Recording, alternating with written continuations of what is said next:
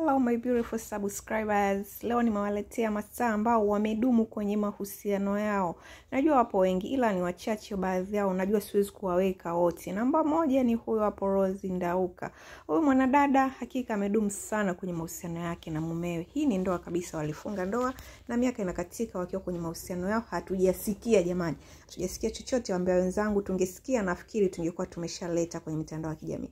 Lakini ndoa yao iko vizuri na hakika wametulia, na mimi wanapendana sana na inapendeza. Namba 2 ni msanii Aisha Buheti. Msanii Aisha Buheti naye pia ametulia sana kwenye ndoa yake. Changamoto zipo lakini ni za kawaida. Kikubwa ni kwamba yupo kwenye ndoa yake na maisha mengine yanaendelea. Miaka inazidi kukatika na mumewe, maisha mengine yanaendelea. I think inapendeza sana na ni mfano mzuri kwa kuigwa.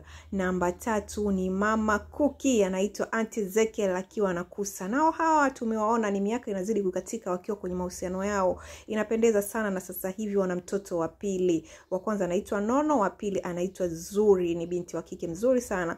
Wanapendeza sana na inatia moyo. Namba 4 ni Kalisa. Huyu kaka ni mwanamitindo. Unafikiri sasa hivi kaacha mambo ya mitindo kaamua kuokoka na kafunga ndoa. Hii unaweza kuona labda ni new couple. Hapana, hawa walikuwa na mahusiano muda mrefu. Walichofanya tu ni hii ndoa ndio imefungwa sasa hivi.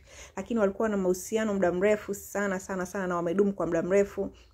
Nafikiri swala la ndoa lilikuwa tu bado halijafikia muafaka, na ndio maana mmeona ndoa kama hivi ni karibuni, lakini hawa walikuwa na mahusiano muda mrefu. Namba 5 ni Zuchu akiwa na Diamond Platinum. Hawa watu jamani, nafikiri nyinyi wenyewe ni mashahidi. Miaka inakatika, wanagombana, wanapatana, wanaachana, wanarudiana, na inavyosemekana sasa hivi kupitia Diamond mwenyewe anasema tayari Zuchu ni mke wake, ina maana walifunga ndoa.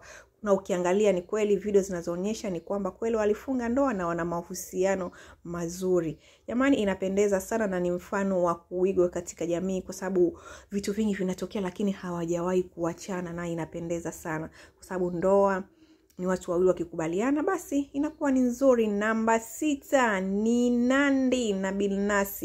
Nao hawa jamani tunawaona wakiwa kwenye mahusiano kwa muda mrefu, washabahatika kupata mtoto mmoja wa kike anaitwa Kenaya.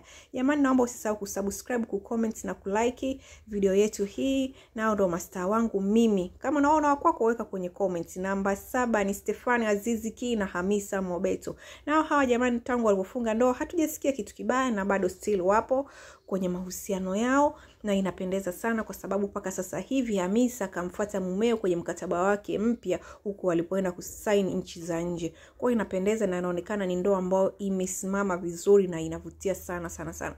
Hebu na weka kwenye comment ni msanii gani ambaye nimemsahau. Usisahau kusubscribe, kucomment na kulike.